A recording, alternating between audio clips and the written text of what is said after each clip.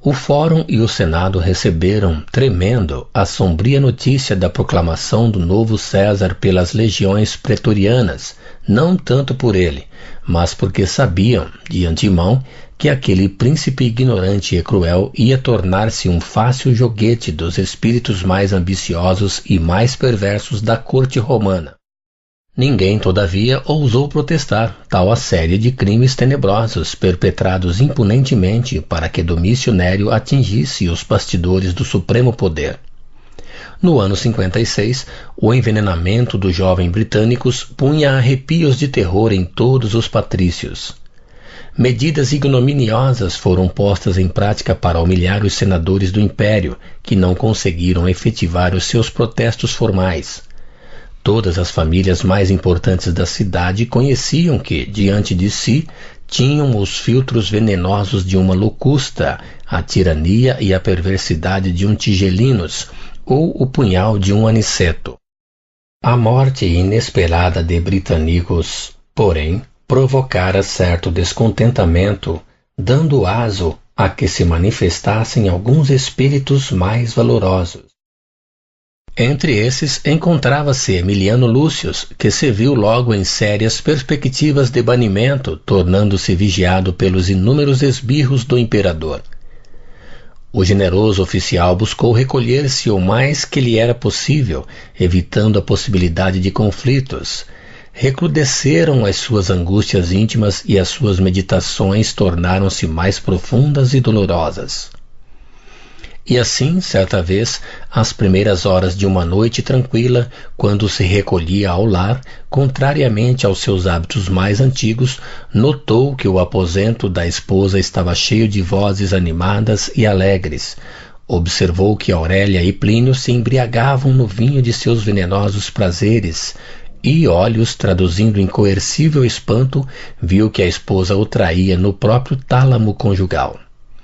Emiliano Lúcio sentiu que espinho mais agudo lhe penetrava o coração sensível e generoso, ao verificar por si mesmo aquela realidade cruel. Teve ímpetos de chamar o amante ao campo da honra para morrer ou eliminar-lhe a vida, mas considerou simultaneamente que Aurélia não merecia tal sacrifício. Enojado de tudo que se referia à sua época e sentindo-se vencido nas desventuras do seu penoso destino, o nobre oficial retirou-se para o antigo gabinete do pretor Sálvio, onde estabelecera a sede de seus trabalhos diurnos e, tomado de sinistra e dolorosa resolução, abriu o velho armário onde se alinhavam pequenos frascos, retirando um deles, de configuração especial, a fim de satisfazer os amargos propósitos do seu espírito exausto. Diante da taça de cicuta, o cérebro dorido perdeu-se por minutos em pungentes conjecturas, mas, estudando intimamente todas as suas probabilidades de ventura, ponderou, no auge do desespero, que a traição da mulher, as ameaças de proscrição e de banimento ou a possibilidade de um ataque nas sombras era preferível o que ele considerava o consolo derradeiro da morte. Num instante, sem que os amigos espirituais pudessem demovê-lo do intento terrível, tal a subitaneidade do gesto desesperado e irrefletido, sorveu o conteúdo de pequena taça, descansando depois a jovem cabeça sobre os braços, estirado num leito próprio do triclínio, mas adaptado ao seu gabinete antigo, abarrotado de mármores e pergaminhos preciosos. A morte horrível não se fez esperar muito, e no círculo numeroso de suas relações de amizade, enquanto Aurélia representava a nova farsa de pesares imaginários, comentava-se o suicídio de Emiliano, não como consequência direta de suas profundas desilusões domésticas, mas como fruto da tirania política do novo imperador, sob cujo reinado tantos crimes foram cometidos diariamente nas sombras. Sozinha agora no seu campo de ação, Aurélia entregou-se livremente aos seus desvarios, amplificando as suas inclinações nocivas e procurando reter cada vez mais junto de si o homem de suas preferências, objeto de suas desenfreadas ambições. Em casa dos Lentulos e dos Severos, a vida continuava a desfiar o rosário das desventuras. Havia mais de 5 anos, em 57, que Saul de Gioras se encontrava definitivamente instalado em Roma, sem haver desistido dos seus desejos e propósitos a respeito da esposa do amigo e benfeitor. Consolidada sua fortuna no comércio de peles do Oriente, não perdia ele as mínimas oportunidades para evidenciar a excelência de sua situação material à mulher cobiçada de longos anos. Flávia Lentulha, porém, fizera da existência um calvário de resignação comovedora e silenciosa. A vida pública do marido era, para o seu espírito, um prolongado e doloroso suplício moral. Sobre o assunto fazia Saul, de vez em quando, referências indiretas, no intuito de chamar-lhe a atenção para o seu afeto, mas a pobre senhora nele não via outra individualidade, além de um amigo ou irmão. Debalde, o moço judeu testemunhava-lhe sua admiração pessoal em gestos de extrema gentileza, buscando oferecer-lhe a sua companhia. Mas a verdade é que os apelos de sua alma impetuosa e apaixonada não encontravam ressonância no coração daquela mulher que enfeitava com a dor a dignidade do matrimônio. Tocado pelas expressões do seu dinheiro, Araxes animava-lhe as esperanças sem o deixar esmorecer nos seus perigosos instintos. Plínio Severus só vinha ao lar de vez em quando, alegando serviços ou viagens numerosas para justificar a continuidade de sua ausência.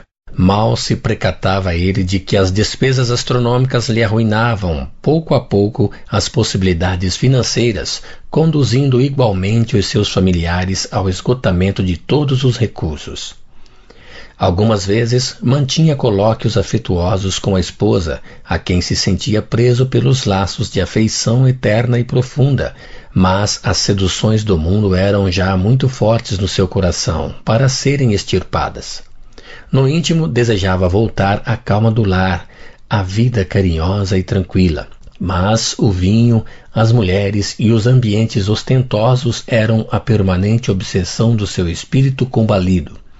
Outras vezes, embora amando a esposa ternamente, não lhe perdoava a circunstância da sua superioridade moral, irritando-se contra a própria humildade que ela testemunhava em face dos seus desatinos, e regressava novamente aos braços de Aurélia, como vítima indecisa entre as forças do bem e do mal.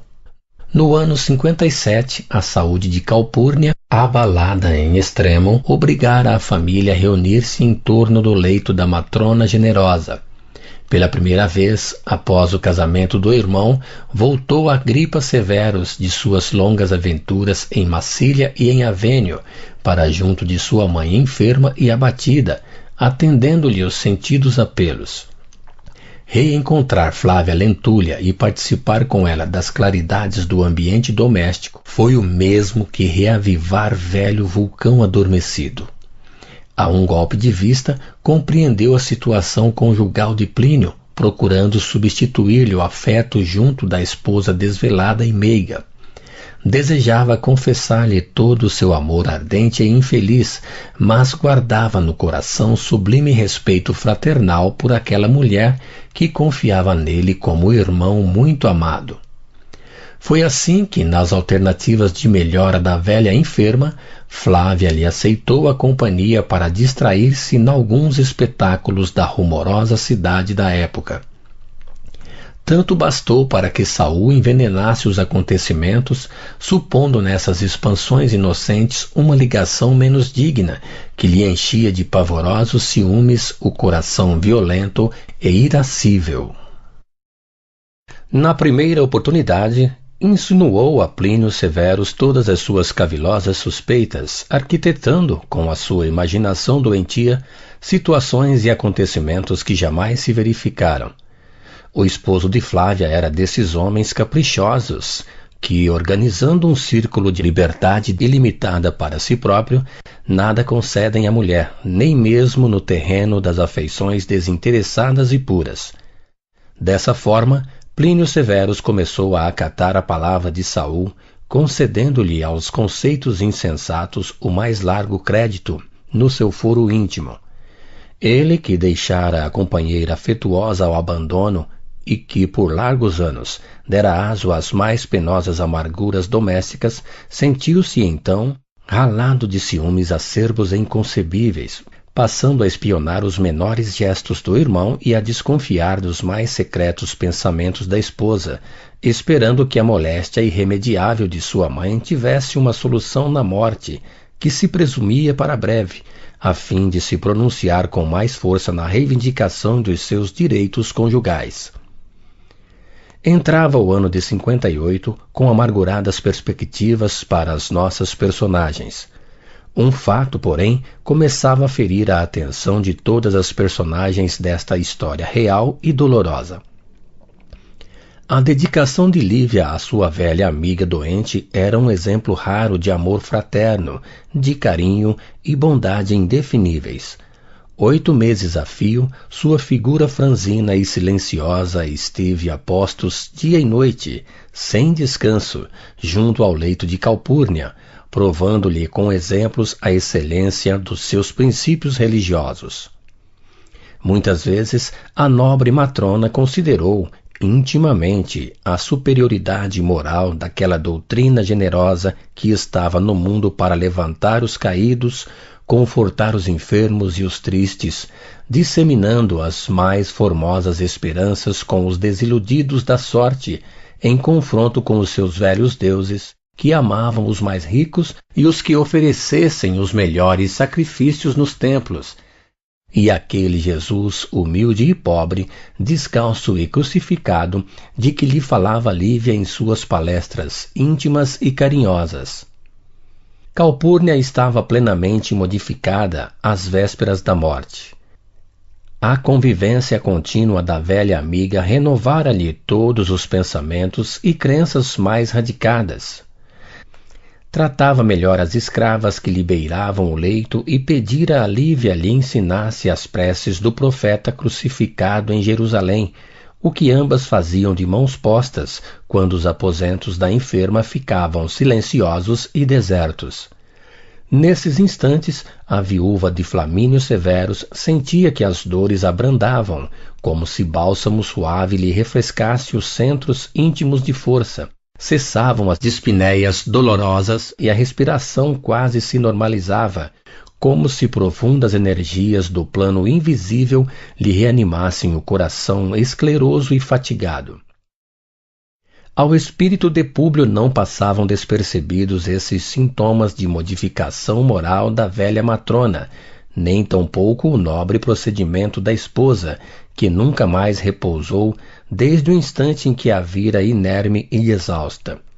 Os sofrimentos da vida haviam igualmente modificado muito a estrutura da sua organização espiritual e, como nunca, sentia o senador a necessidade de se reconciliar com a esposa para enfrentar os invernos penosos da velhice que se aproximava.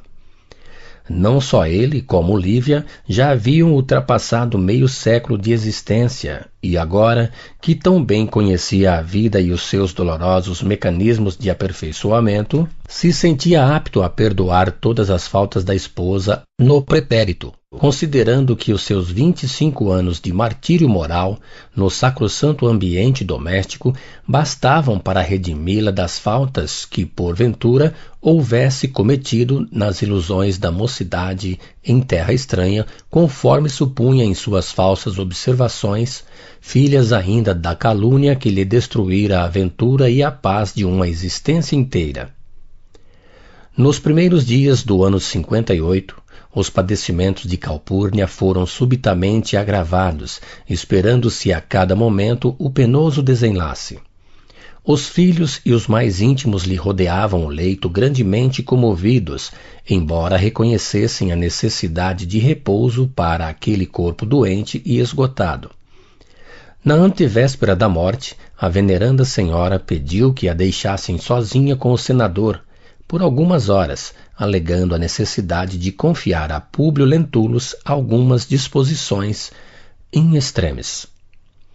Atendida imediatamente, vamos encontrá-los em íntimo colóquio, como se estivessem juntos pela última vez para a decisão de assuntos importantes e supremos. Públio, ainda em pleno vigor de sua compleição física, tinha os olhos rasos d'água, enquanto a velha matrona o contemplava, deixando transparecer um clarão de viva lucidez nos olhos calmos e profundos. Públio.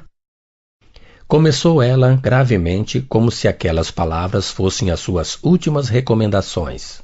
Para os espíritos de nossa formação, não pode existir o receio da morte. E é por esse motivo que deliberei falar-te nas minhas horas derradeiras. Mas minha boa amiga, respondeu o senador, franzindo a testa e esforçando-se por dissimular a comoção que lhe ia n'alma, lembrando-se de que, nas mesmas circunstâncias, lhe falara Flamínio pela última vez entre as paredes daquele quarto. Somente os deuses podem decidir de nossos destinos, e só eles conhecem os nossos últimos instantes. Não duvido dessas verdades. Acudiu a valorosa Patrícia. Mas tenho a certeza de que as minhas horas na terra chegam a termo. E não quero levar para o túmulo o remorso de uma falta que reconheço haver cometido há mais de 10 anos. Uma falta? Nunca! Vossa vida, Calpurnia, foi sempre um dos mais raros exemplos de virtude nesta época de transição e degenerescência dos nossos mais belos costumes. Agradeço-te, meu grande amigo, mas tua gentileza não me exime da penitência perante o teu espírito, afirmando que há mais de 10 anos errei num julgamento. Pedindo-te hoje, recebas a minha retificação, talvez tardia, mas ainda há tempo de santificarmos, com o mais justo respeito, uma vida de sacrifícios e de abnegações. Públio Lentulus adivinhou que se tratava de sua mulher e, com voz embargada pela comoção e pelas lágrimas, deixou que a velha amiga continuasse, de olhos enxutos, manifestando o mais subido valor moral em face da morte que se aproximava. Refiro-me a Lívia, continuou Calpurnia, em tom comovido. A respeito de quem tive a infelicidade de te transmitir uma suposição errônea e injusta, cortando-lhe a última possibilidade de ventura na terra. Mas a morte renova as nossas concepções de vida, e os que estão prestes a abandonar esse mundo possuem uma visão mais clara de todos os problemas da existência. Hoje, meu amigo, digo-te, de alma serena, que tua esposa é imaculada e inocente.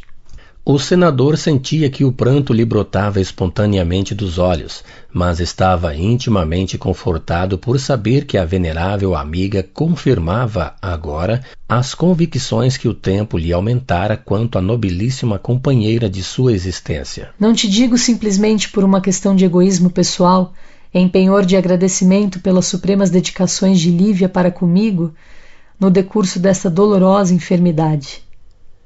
Continuou ela valorosamente. Um espírito do nosso estofo deve estar com a verdade acima de tudo, e essa minha confissão não se verifica tão somente pelas observações da minha fraqueza toda humana. A realidade, todavia, meu amigo, é que desde aquela noite em que me pediste opinasse sobre tua esposa e minha desvelada amiga, sinto o espinho de uma dúvida cruel no meu coração dilacerado. Lívia foi sempre a minha melhor companheira, e contribuir para sua desventura injustificadamente era aos meus olhos a suprema falta de toda a vida. Por 11 anos orei constantemente e ofereci numerosos sacrifícios nos templos, para que os deuses me inspirassem a verdade sobre o assunto e, por todo esse tempo, tenho esperado pacientemente a revelação do céu. Só hoje, porém, me foi dado obtê-la, já nos pórticos do sepulcro. É possível que minha pobre alma já semi-liberta, esteja participando dos incompreendidos mistérios da vida do além-túmulo. E talvez seja por isso que, hoje pela manhã, vi a figura de Flamínio nesse quarto. Era muito cedo e eu estava só com as minhas meditações e as minhas preces. Nesse ínterim, a palavra da enferma tornara-se entrecortada de profundas emoções que a dominavam, enquanto Públio Lentulus chorava em doloroso silêncio. Sim, prosseguiu Calpurnia, depois de longa pausa.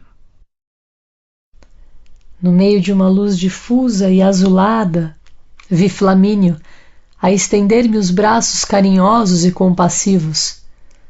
No olhar, observei-lhe a mesma expressão habitual de ternura e na voz o timbre familiar, inesquecível. Avisou-me que dentro de 2 dias penetrarei os mistérios indevassáveis da morte.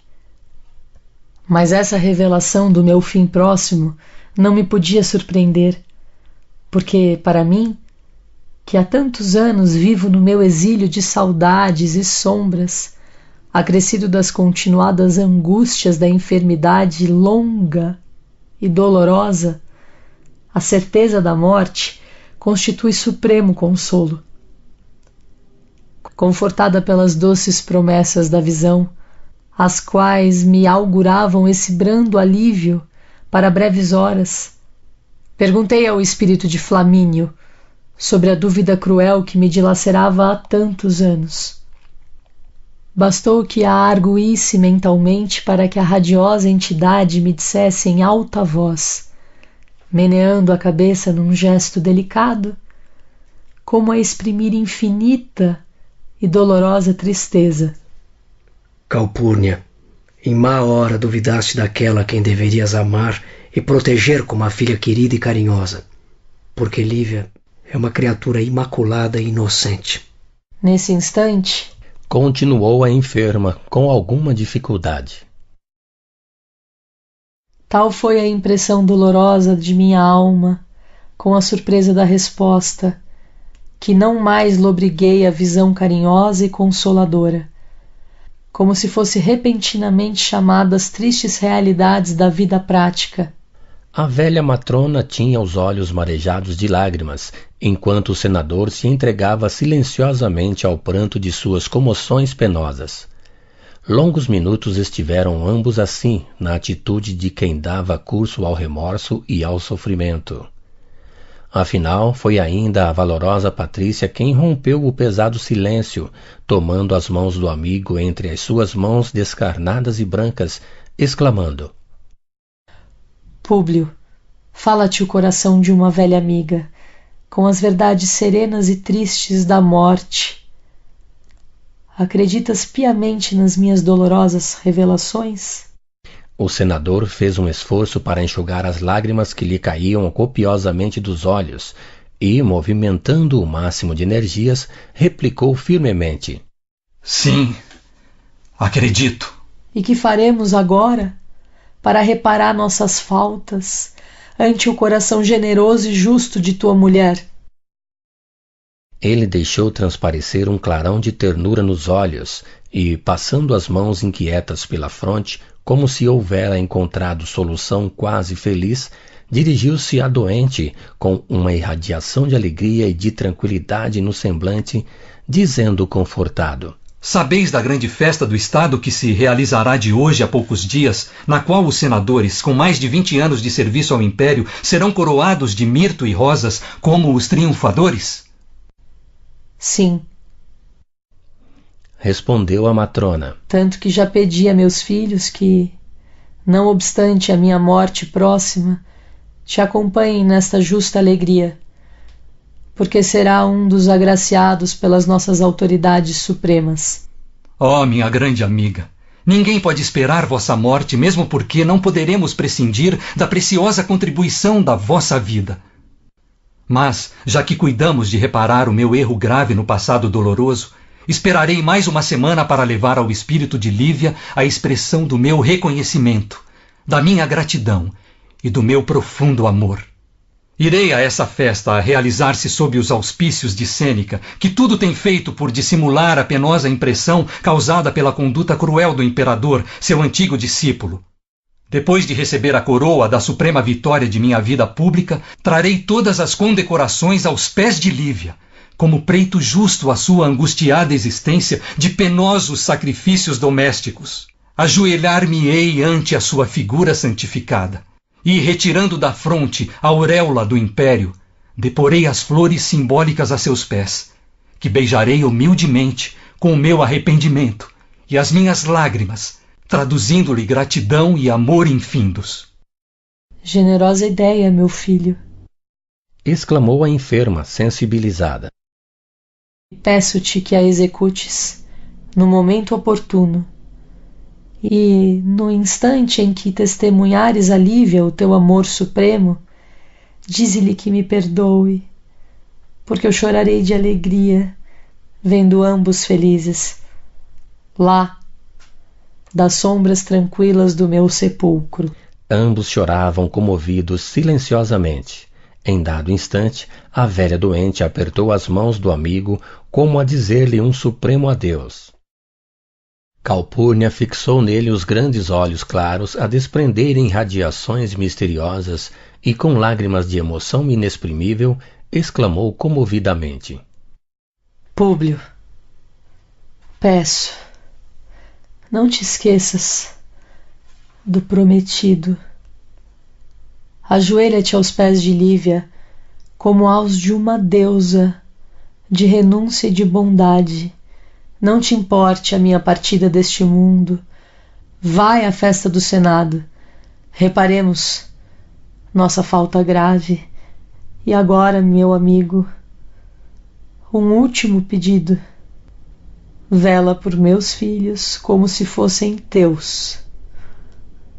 Ensina-lhes ainda a honradez, a fortaleza, a sinceridade e o bem. Um dia, todos nós nos reuniremos na eternidade.